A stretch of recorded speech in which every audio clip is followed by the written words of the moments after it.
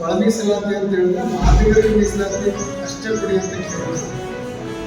ಸಾಮಾಜಿಕ ನ್ಯಾಯಪರವಾಗಿರುವಂಥ ಜನಸಂಖ್ಯೆಗೆ ಅನುಗುಣವಾಗಿರುವಂಥ ಮೀಸಲಾತಿಯನ್ನು ಹಂಚಿಕೆ ಮಾಡಿ ಅಂತ.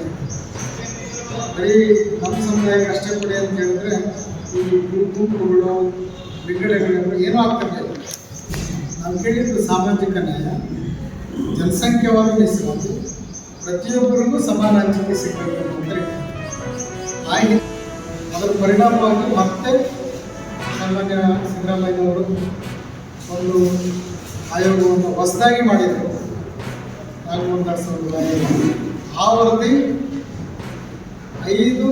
4 ವಿಭಾಗಗಳನ್ನು ಮಾಡಿ ಭಾಳ ನಮಗೆ ಸಕಾರಾತ್ಮಕವಾಗಿ ಎಲ್ಲ ಸಮುದಾಯಗಳು ಒಪ್ಪುವಂಥ ವರದಿಗಳನ್ನು 6, 5, 4, 1 ಇದೇ ಸರ್ಕಾರದವರು ಮಾಡಿದ್ದು, ಇದೇ ಸರ್ಕಾರದವರೇ ಅದನ್ನು ಸ್ವೀಕಾರ ಮಾಡಿದರು ಮತ್ತು ಇದೇ ಸರ್ಕಾರದವರು ಅದನ್ನು ಪರಿಷ್ಕರಣೆಗೊಳಿಸಿದರು.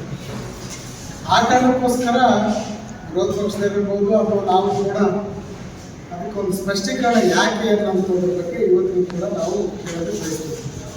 ಇಷ್ಟರ ಮಧ್ಯೆ ಎಲ್ಲ ಒಳ ರಾಜಕೀಯ ಇತ್ಯಾದಿಗಳ ಒತ್ತಡದ ನಡುವೆ ಮುಖ್ಯಮಂತ್ರಿ ಸಿದ್ದರಾಮಯ್ಯನವರು ಇದನ್ನು ಸದನದಲ್ಲಿ ಮಂಡಿಸುವ ಮೂಲಕ ವಿಭಾಗಗಳನ್ನು ಗುಂಪುಗಳಿಗೆ ಸೇರ್ಪಡೆ ಮಾಡಿದ್ದಾರೆ.